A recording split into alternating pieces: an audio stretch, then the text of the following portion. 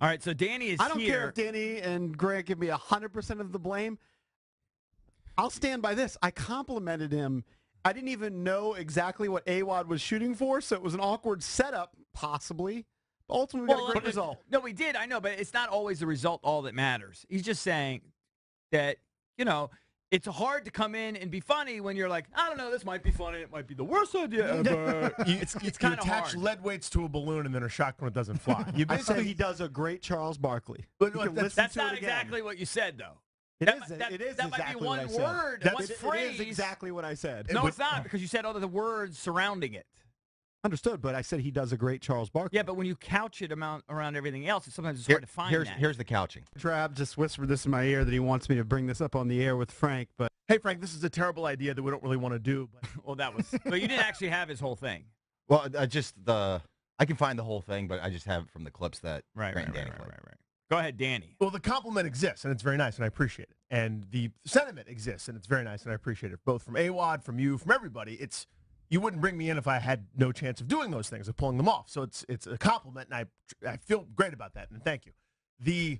I don't know why I've got to talk to you about this now. It's totally unplanned. A Drab is telling me in my ear that I guess we have to. Right. Here we go. And it's this idiot AWOD that we made fun of for the last 2 hours. Why this stupid thing convenience to you? It sounds terrible. Because that was basically the intro. After the show. Sure. And they wanted me to basically ask for AWOD to do it after the show. And Frank, by the way. Because he was afraid to ask Frank. Totally. And putting me in the spot 3 seconds before we come back on air. Hey, JP, you have to ask Frank to do this because we don't want him to leave without AWOD tracking him down. I totally get how it all went down. I just know that I had to take 7 showers yesterday from sheer sweaty discomfort. The problem is, and I would actually say it's 0% JP, and it's 100% AWOD.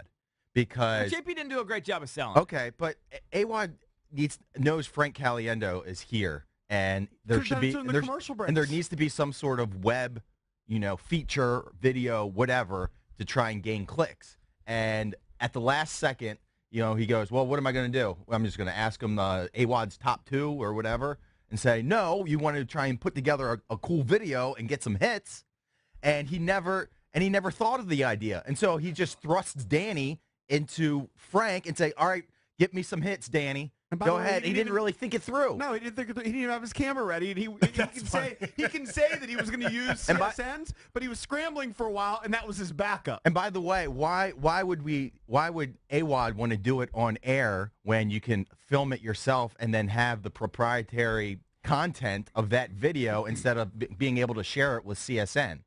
So I would put 100% of the blame on AWOD. No, Valdez is wrong on this. Frank didn't want to talk to AWOD after the show.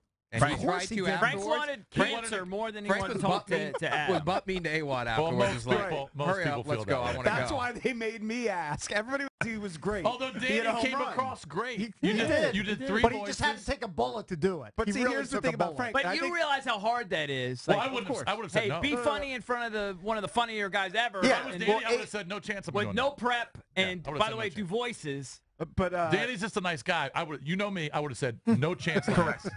Correct. There's no chance I'm going into that studio. Frank is very nice, but you guys described an encounter with Frank when he sat down for your interview at the Super Bowl, and at that point he was somewhat dismissive. Not even somewhat. He was half-past dismissive. Could not have cared less about any. He gave me, and you'll see this on the CSN cameras, he gave us this after a minute and a half of the interview. He gave us the hurry up, I've got somewhere else to be. And he didn't, by the way. He milled around for an hour. Really? Yeah. Right. Had no interest in talking to us, which is fine. So you don't really like him?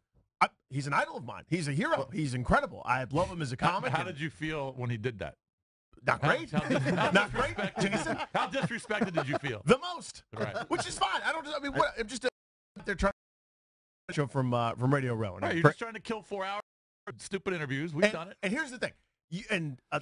It was awesome to come in here and do that for you guys. I'm happy to do anything that you guys want, and it was awesome to do that in front of an idol, and he complimented me, which is incredible. He did. When you left, he said, I wasn't expecting him to be that good. Which is so cool. That's an amazing experience for me. The part of this thing that's really, really hard, though, is when I interviewed him at the Super Bowl, when Grant and I had him on, it was basically I wanted to talk to him about behind-the-scenes stuff, like the craft. So I didn't want to be like, What would it sound like if Al Pacino ordered pizza from Dennis Miller in New York? You mean what Jason did during the That's what Jason always does. Yeah, that's the only reason I want to talk to him. But he does that in 60 cities a year, I know. a million times over. Like it's like he's a wind-up doll. And I But see, I still respect when you do it because it ends up you get the payoff. because it's awesome. Because he's incredible at it, right? And he's one of the best in Honestly, the history of the world. Honestly, I don't care about the craft and how he got to Right. do what he's doing. I'm not saying you should. I want him to make me laugh. Right. And That's why he's living in a mansion in Scottsdale. And that's why, and that's I'm not even judging that part of it. But here's, I want him to be like, hey, this is different, man. This is a departure from your normal thing. This isn't your grind. This isn't the like wind-up doll Frank Caliendo stuff. I get it, man. I'm on your side of the table. Let's have a frank conversation. And he didn't do that with me. Yeah.